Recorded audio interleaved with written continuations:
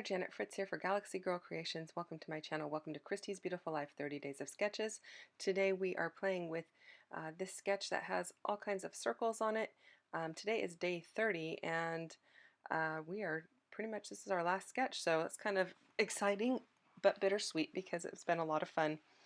So I decided to use more photos from the same trip to our cabin that I have been working on documenting, and it just worked out perfectly because in the photos I am scrapbooking with my friend, and we are actually scrapbooking, and our photos and everything are cut into like ovals and circles, which is hilarious because, you know, that's what you did back in the day.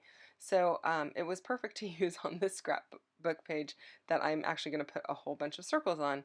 So the title of my layout is actually going to be Scrapbooking with Circles because, you know, I'm scrapbooking with circles in the layout and or in the photos and on this particular layout. So it's kind of a little tongue-in-cheek there. So I punched out a bunch of circles from some paper that is from Damask Love, and that's either Right Home or Girl Power. There are pieces from both in there. That's it's not that I'm confused on which one. It is that there are pieces from both collections in there. And so I punched them out in 2-inch circles, and then I punched out a bunch of black ones as you saw there, and I just layered them up a little bit off kilter so that some of the black shows, and I really like how that adds a little bit of dimension. It almost looks like a shadow when you're looking at it on screen, but I like how that looks. It's a lot of fun. And so then I just put 2 strips of, or swatches of adhesive across my layout, and I'm going to go ahead and lay these down. And my photos are backed in black as well, so I really do like a lot of black with my bright colors, so that makes me super happy. And when I put the black border around the entire thing, it just makes everything pop, at least in my opinion. And I know I say that all the time, and I do it all the time, but it just is really a nice finishing effect. So I'm going to go ahead and adhere that down.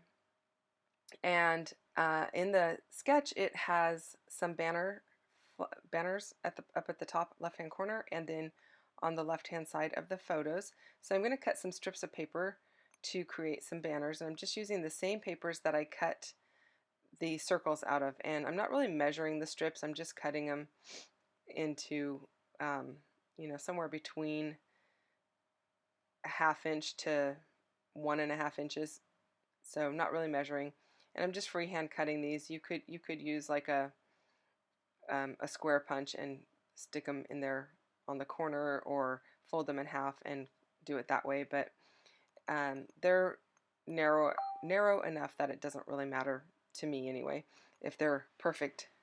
And then I am going to ink them all up after I get them kind of like how I want them. And this is really unfortunate because I really like how they are layered right there, but then when I take them apart and ink them, I have a difficult time getting them back the way that I want them. And so you're going to see me sit here and just futz around with them for quite a while. So I did leave that part in so that you can see the struggle is real. I did not leave that part in when I do the banners on the photos, just because, you know, this is going to be a long video if I leave in all of my sitting around trying to play with these banners. But you're going to see here, it takes me a while to get them back how I like them, and finally I get them to an arrangement that I like, and then I'm just going to use my glue to stick a little bit of glue down in between them, and I'm using the liquid glue just to hold them in place. And that way I don't have to take them apart again and try and figure all of this out again. So I think it's kind of like a science, trying to get them to look like they naturally belong in a particular way, but not have them look like you lined them up. So I don't know. You can let me know if you have trouble with arranging your banners as well. Leave me a comment down below. Tell me what you think. So I've never seen anyone play around with these banners quite so long, but like I said, I left it in there for your amusement. And so experienced scrapbookers, we have struggles too. So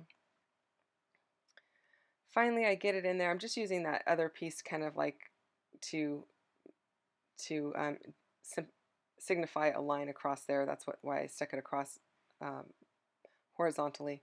Now I decided I need to move my photos all over to the right just a bit because I want to add these banners down here on the left hand side just like the photo has. And so again, you can see I'm just popping a little bit of glue in between. And I had already inked these ones up so I didn't have to take them apart, so that was a little bit of good thinking on my part, thinking ahead. I like how that looks.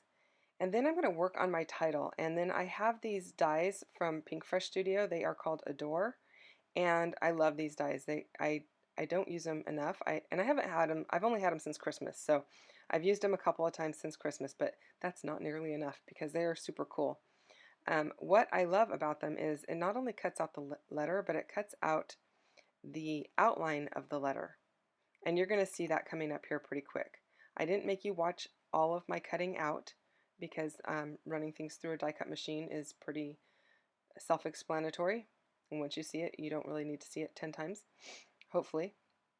So you can see there, I started out with the solid letters across as my title, but then I decided I wanted to go with the outline because I think that looks really cool. And it does stand out. Now the R is a little bit harder to read just because it's on that polka dot paper, but in real life you can actually read it very well. It's not a problem. And I just really like how it turns out. So the letters are in a little bit tight because it is the outside of the solid letter, which is what I was originally going to use. But in this case, I don't mind that they overlap a little bit in areas. It's kind of like the cut files that have the letters that overlap. That doesn't bother me at all, so I just go with it. And then I'm just using my liquid adhesive to adhere those down, and I won't make you sit through watching all of the adhering because it is, you know, pretty boring, and you got to see me adhere some of them, and that's the important part. So there wasn't much more to the process. And then I am using my little tiny tile letters to put the words in circles, and I like how that looks. And when I line these up, I just take a strip of paper, put some adhesive, and then I put the letters down on that piece of paper so I can move the whole word around wherever I want on the page, rather than trying to place each individual letter on the page and possibly messing one up. It's really hard to use like your ATG gun on a little tiny letter like that, so I would have probably used liquid adhesive, and that makes it much more difficult to move around because it leaves either a puddle of glue, or if you have to peel it off when it's almost dry, it leaves ripped paper. So that is why I do that. Now those letters are no longer available from Pink Fresh, or from not Pink Fresh. Those are from Paper Tray Ink, and I did reach out to their company because a lot of people asked me about them, and they are discontinued. So whatever they have on their website is what they have, and they are sold out of the dies. So my apologies for that. Stamp Market does make a set, which I believe might also be discontinued, but those are way more recent. Like the ones I have are from 2014, and I believe the Stamp Market ones were from like last year or the year before. So you might be able to find those as well. And then I just have some puffy stickers that I'm going to stick down here, and those are just from Recollections that you can get at Michael's. And it's just going to finish off my layout. So go check out everyone else who is playing along, and thank you so much for watching the 30 days of sketches. I hope you have enjoyed the entire series, and if you missed anything, I did play along the entire month. So if you missed anything, you can go back on my channel and check that out. There is a playlist, so you can also just look under the playlists and find that if that is helpful to you. I know Christy is playing along today. She's been playing along all month since it is her series, but there are several other people playing along as well, and their links are going to be in the description box down below.